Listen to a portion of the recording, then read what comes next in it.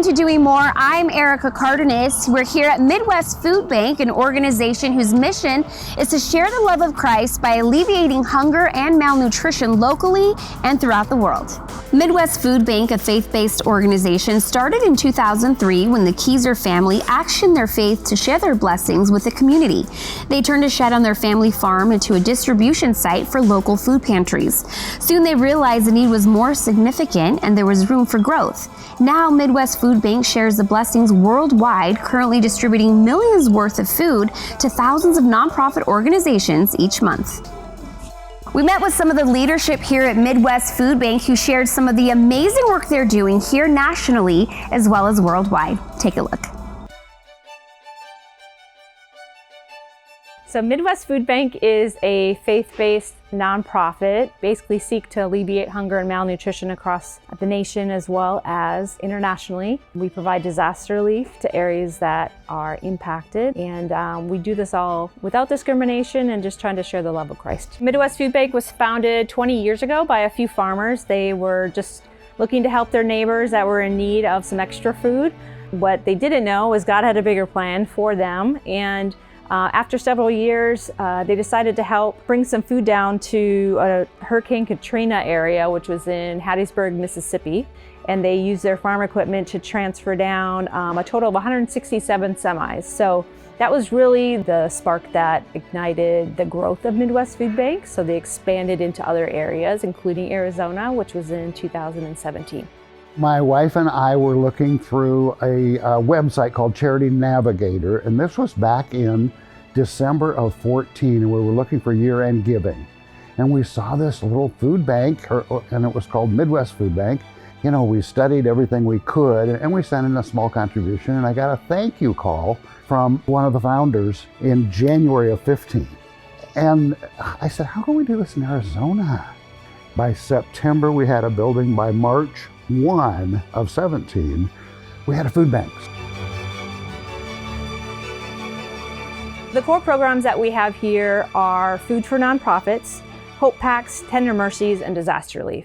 So Food for Nonprofits is basically a middleman for the nonprofits that are needing food and are feeding the community. So these tend to be food pantries, churches, schools, transitional housing, all sorts of things. We serve 265 here in Arizona. Hope Packs are weekend backpack meals. So there's some kids that get free breakfast and lunch at school, but they don't really have any food at home on weekends. And so we create a Hope Pack, which is enough food for a couple of days for these kids to bring home in their backpack and get them ready to come back to school on Monday with something in their stomach and ready to learn. We have Tender Mercies, which is a rice and bean meal. It is something that our dietitian put together. It is very nutritious, has tons of vitamins, protein, and nutrients within it. And then lastly is a disaster relief. So typically the disasters are natural and they're more maybe in the southeastern areas of the United States. But here in Arizona, the disasters typically end up being fires, flooding, and actually heat relief too. We need to serve. After us came Texas, then Philadelphia, then Connecticut, Haiti, and then Africa after that. We need to grow in order to continue to show the love of Jesus. Did you know for every $1 donated, it's multiplied into $30 of food distributed at no cost? Make a one-time gift or sign up to be a recurring donor. If you'd like more information on Midwest Food Bank or to become a donor, visit their website at midwestfoodbank.org. What a great way of alleviating hunger and serving families one household at a time. We'll be back with more on Doing More right after this.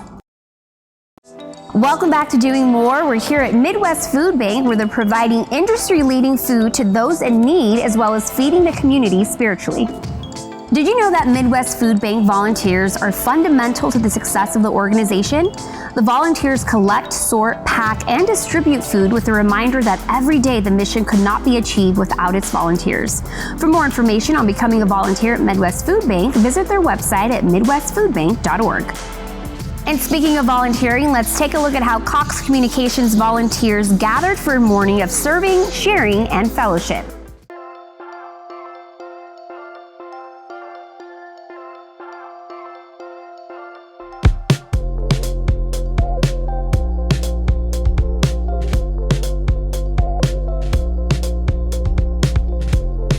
Today, many of our Cox employees are here helping pack, sort, and get packages ready to help the Midwest Food Bank work on alleviating hunger in the Phoenix area.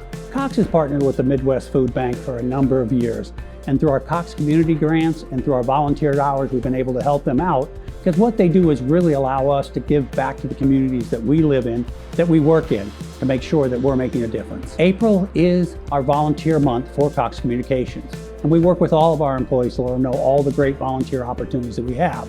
However, we don't just restrict it to April. Throughout the year, we encourage our employees to give back to the communities in which they live and which they serve, so that we can help those less fortunate than us. We have received funding from Cox Communication for our Whole Pack program. Our Whole Pack program is weekend backpack meals for kids. Midwest Food Bank's mission is to alleviate hunger and malnutrition while also sharing the love of Christ. We do that without discrimination. And in addition, we provide disaster relief. So this type of event here at Midwest Food Bank really allows us to take product that we receive free of charge from manufacturers, but like in real bulk quantities. We serve agencies one every 10 minutes, Monday through Thursday, 8 till noon. So literally food they might package today or food that might get brought in today, we literally will have it on the streets tomorrow. Partnerships are core to what Midwest Food Bank does.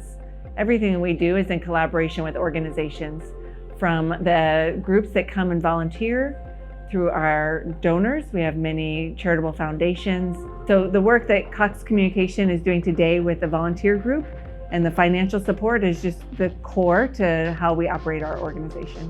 One of the Cox Core's values is making sure that we give back.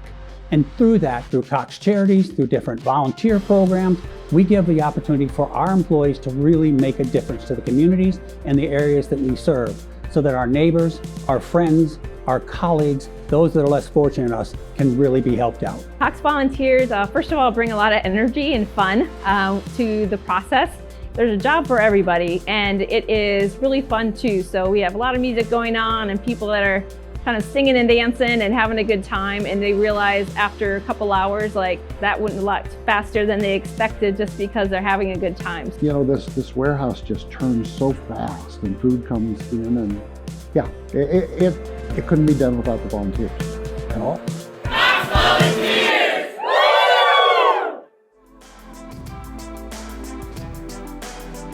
Cox is dedicated to making a positive impact in the community that it serves. Through community service, expanding digital equity, and providing resources to support its customers and employees at work and home, and seeking to leave a lasting impact. We traveled to Las Vegas, where we visited the Department of Family Services, who are caretakers to help children in foster care. The kids are going to get a blanket, a toy, and they will also get some toiletries.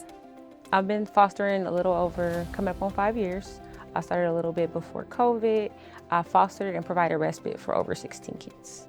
I welcome every child into my home and let them know that they're appreciated, valued. I always introduce them to the kids that's already in my home. Make sure I advocate for them, whether that's for school, medical needs, make sure that their needs are being met, make sure that they maintain a relationship with their parents, because reunification is always a goal, and just to make sure that they're heard, because sometimes they don't have a voice. The goal of foster care is always reunification. So what that means is, as soon as a child is coming into foster care, we at the Department of Family Services are working with that biological family to address concerns so that their children can be reunified.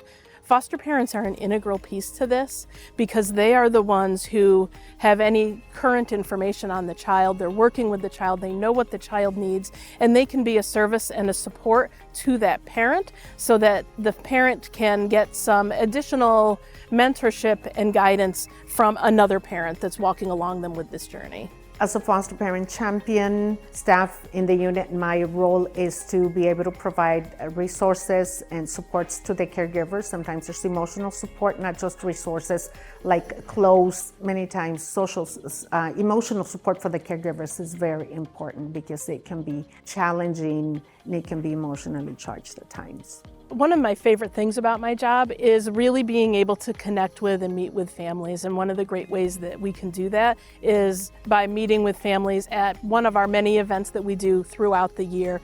We do events throughout the year, not only to give kids a fun thing to come out and do, but also for the foster parents to learn a little bit more about resources in the community and for them to get a little bit of a break too from the day-to-day parenting. There are several events that your kids can attend, and it's amazing that they always give back. The Christmas event, the back to school event, the spring event. So just being a foster parent, those are extra resources that you get as well. And just to see all the kids interact with each other, it's a great experience. Any foster parent that I've ever talked to has talked about how this is one of the most difficult things that they've ever done and one of the most rewarding, and that they would do it all over again in a heartbeat. Anybody can be a foster parent. All you have to do is be over the age of 21, have a clean background, be a Clark County resident, and make sure you have enough space in your home. But you can be from any demographics. I always say just make sure you're comfortable with what you want to do. And if you have any stigmas, just make sure you come to an info session to find out what you can do. And don't be afraid to ask questions. It only takes one caring adult. So if you care enough, you can make a difference. Foster parenting is about believing and investing in the future of a child and their biological family. If you're in the Clark County District and want to become a foster caretaker, go to clarkcountynv.gov. What a great way of doing more. Don't go away, we'll be right back. Hello and welcome back to Doing More. We're here at Midwest Food Bank where they're distributing food and disaster relief donations to those in need nationally and globally. In the aftermath of Hurricane Katrina, Midwest Food Bank realized the importance of expanding efforts to provide aid to local food drives to provide comprehensive support to areas struck by the disaster. With the help of both longtime and new volunteers, the goal came to fruition. Even with expanded reach, Midwest Food Bank services continue to come at no cost to the recipients who are in need of disaster relief. While in Las Vegas, we visited Casa Las Vegas, whose mission is to promote and support court-appointed volunteer advocacy for abused and neglected children. Take a look. Hi, I'm Ted Hartwell. I'm the Executive Director of the Nevada Council on Problem Gambling, and I'm a Casa volunteer. I went through a pretty difficult time myself a little over 16 years ago. I developed a really serious gambling addiction, and as I was getting into recovery from that addiction, I was looking for healthier activities, and I came across the Casa program, and it appealed to me tremendously as a way I could give back to the community, because I had certainly impacted my own family through my addiction and had been on the verge of maybe losing contact with my little girl. So I thought this is a way I can give back to an area and keep myself on the straight and narrow at the same time. My name is Cheryl Hartfield. I've been a CASA since 2018. That's 6 wonderful years of my life. And one thing that I notice is that people very rarely listen to children. They listen to all the funny things they say and all that, but they never listen to what they're really feeling and what they really want. And I wanted to be that voice for them. I think CASA's mission of representing a child who's in the foster care system with the goal of getting them into a safe and permanent home really resonated for me. As someone who had experienced addiction, the opportunity to be part of something where I was helping maybe to heal those situations really appealed to me.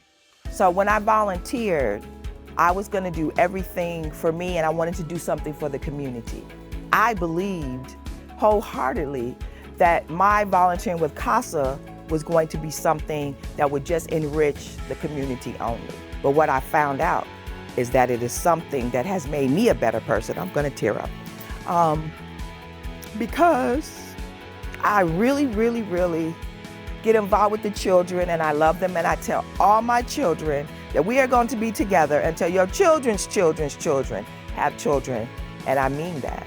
One of the things that motivates me to continue my association with CASA is knowing that while we have at any given time about 3,000 children in the foster care system, we really only have enough volunteers to serve about 1,000 of those children. So knowing that there is that need there, number one, keeps me involved, and just how rewarding an experience it has been for me personally. Become a CASA. That's how the community can help. You either know someone, you can either be that CASA, or you can just support CASAs. Everywhere I go, I recruit people. Don't you want to be a CASA? It's important. Every child needs a CASA. No matter what walk of life you are from, no matter your age, your employment status, where you are, you can make a big difference in the life of a child. Hundreds of thousands of patrons visited Luke Air Force Base in Arizona for a weekend of fun, food, and flights during the 2024 Luke Days Air Show. Take a look.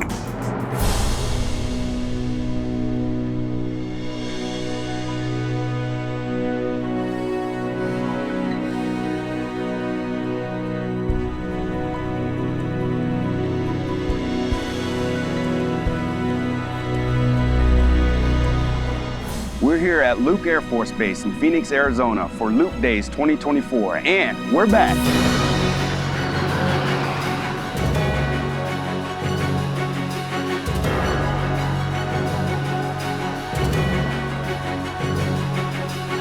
So we're here at Luke Air Force Base, and we're putting on Luke Days 2024, which is a free event for the community to enjoy. We have several different aircraft flying, the Thunderbirds, the F-35 demo team, Red Bull. We also have static displays on the ground like the C-5 behind me. Probably one of the biggest aircrafts we have in the arsenal. It's a carrier craft that carries anything like vehicles, helicopters, things like that.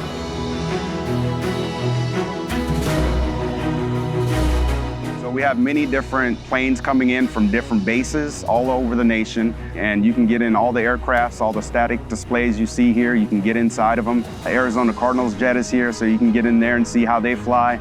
For the surrounding community, actually, anyone in the nation can come enjoy Luke Days.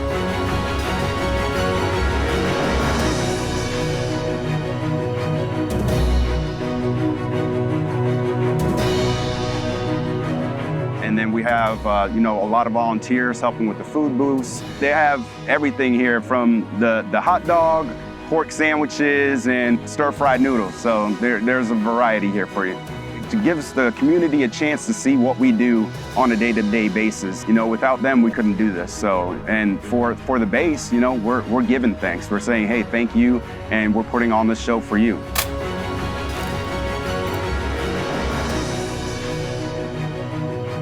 The Thunderbirds for sure are doing a lot of flips. They're going to be super loud, coming screeching right over the head. They're going to shoot flares. This one in particular is important because we haven't had one for 6 years. And it happens every 2 years, so we were super excited to get the planning on this. And, it's just, like I said, it gives thanks to the community and, thanks to the airmen here at the base. And we just want to showcase everything that the Air Force can do. A lot of sponsors here that supported Luke Days. And then we have, all the civilian volunteers as well. They're here supporting, and we give a lot of thanks to them, and we're grateful for that. Because without them, this isn't possible at all.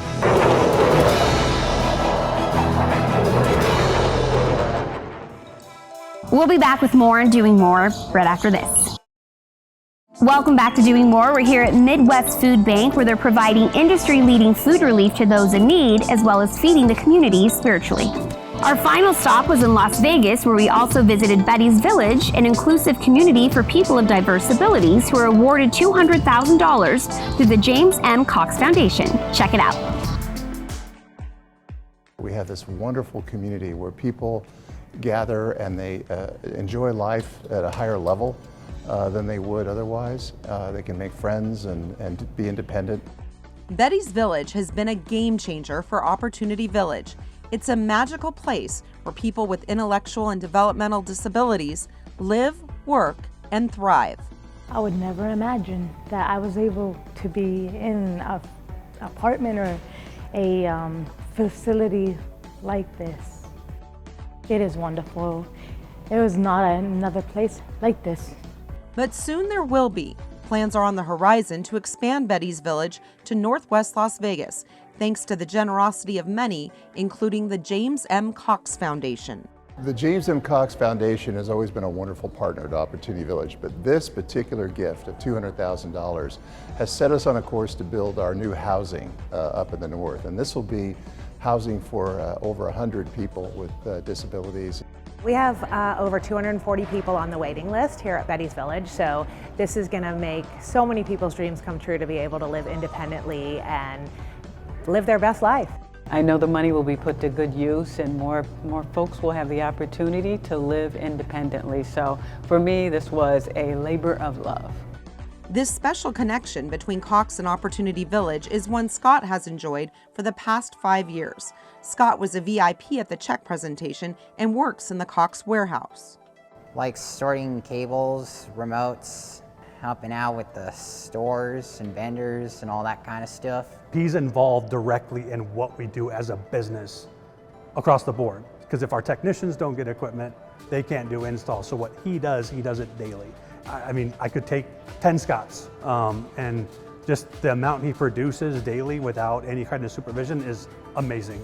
Scott isn't the only Opportunity Village employee who works with Cox. The nonprofit's Rockin' Remoters program has been going strong for the past 20 years. Our Rockin' Remoters who clean the remotes for the Cox, you know, that's one of the most important jobs that we have because it serves so many people with disabilities as a job. It's wonderful for them and it's wonderful for Cox, and you know, it's a win-win. As a technology partner to Opportunity Village and longtime business collaborator, Cox leaders are proud of the legacy they've established.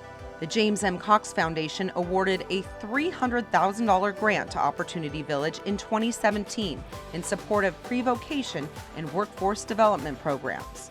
It's one of the oldest charities in Las Vegas, and we're just so proud every day to do the work that we do with the staff that we have. It's a blessing for the community and for the people that we serve.